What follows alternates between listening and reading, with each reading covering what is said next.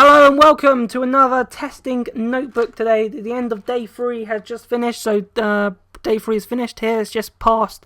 It is now 20 past 4 once this is being recorded. And I want to start so far with the breaking news story that has come today that doctors are going to start up the waking up process for Michael Schumacher. From his induced coma that he's been in for over a month now. It was a month on the 28th of January, so he's been in the coma for over a month now. So it's very good, and it's very good news that he is getting over, hopefully, and get a good start to recovery for Michael Schumacher, and hopefully he wakes up out of his coma in the next couple of days. Or at least a week. I don't know how long it will take, but hopefully the sooner the better, and then the quicker road to recovery Michael Schumacher goes on too. So going into today's running, first of all, start off with 6 red flags. That's like, we didn't have 6 red flags, we had 3 red flags yesterday, so 6, so double the amount of red flags today. The first red flag was with Fernando Alonso. He stopped on track he had a technical glitch, but they fixed that. Red Bull was the second one with Daniel Ricciardo, and this is the huge story again. Red Bull only completing 3 laps. Daniel Ricciardo breaking down on his one of his installation laps, on his final one, obviously. And yet again, finding out information from one of the Red Bull technical director officers, said that they just haven't fixed the problems that they had. They thought they fixed the problems, but they haven't fixed the problems. So that they saw yesterday, the system problems are still coming up today, which they thought they fixed yesterday, and the cars, they're still having lots of trouble with the car. They hope they'll fix it, but they obviously haven't. So they're gonna have to. It's gonna be another long night for Red Bull as they try and fix the car and get it ready for tomorrow. And overall, it's like they've had 21 laps out of 3 days, which is just it's not good enough, really, for Red Bull. Defending champions are really on the back foot. They're not looking in a good position at the moment. But we'll get back onto Red Bull in a minute. The third red flag was caused by Nico Hülkenberg. He stopped on track on turn 5. The fourth one came from Adrian Sutil. He stopped on track. And then the last 2 came from John-Eric Verne. He stopped the first time on track at turn 5. And then he stopped again outside the pit lane with another technical issue about 10 minutes before the end of the session, and that caused the 6th and final red flag of the day. Then going into the times, we'll get into the times. Yes, they mean not too much at the moment, but yet again though, Magnussen had quite an impressive first day. Did 52 laps in the McLaren. He did, so a lot of running done for Kevin Magnussen today. Did a 1 minute 23.2. He looked very quick and very calm and very relaxed in the car. You'd think he was an experienced driver, the way he was lapping around, but he's obviously a rookie, as all of us know. Felipe Massa was in second with a 1 minute 23.7. He did 47 laps today. So this today was his first run in the Williams.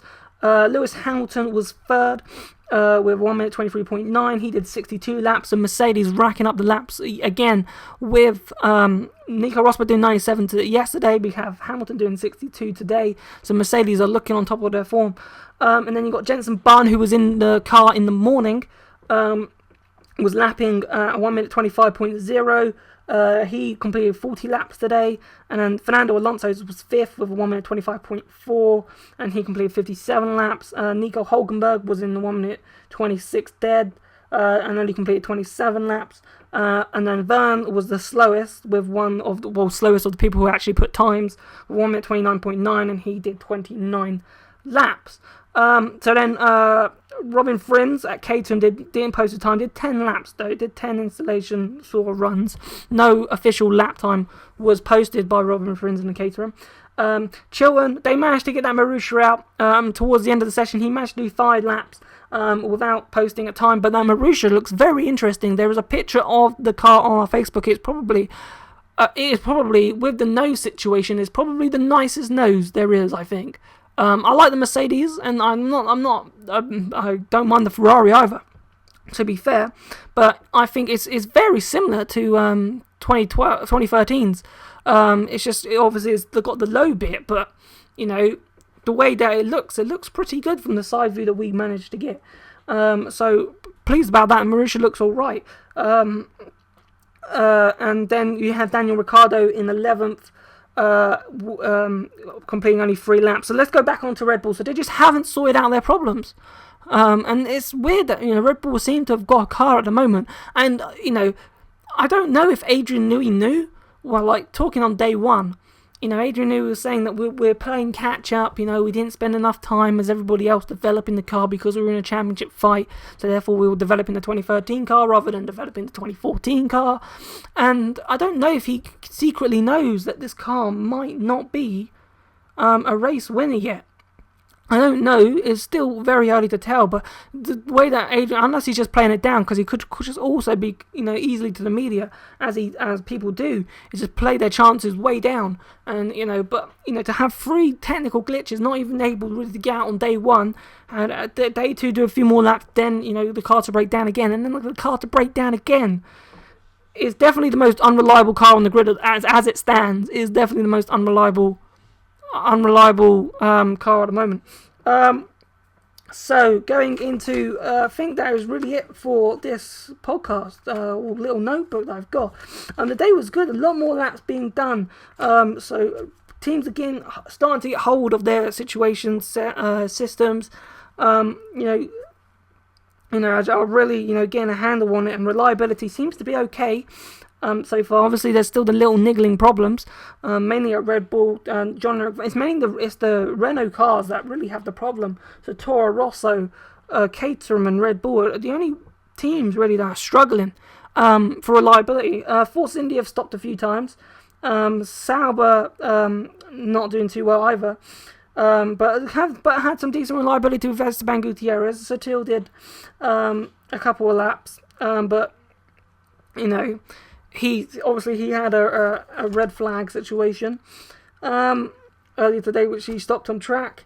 But he posted a decent amount of laps. So Sauber looking okay. So, and Ferrari not looking too bad as well. Williams are looking pretty decent, reliability wise as well. They seem very happy with their package at the moment.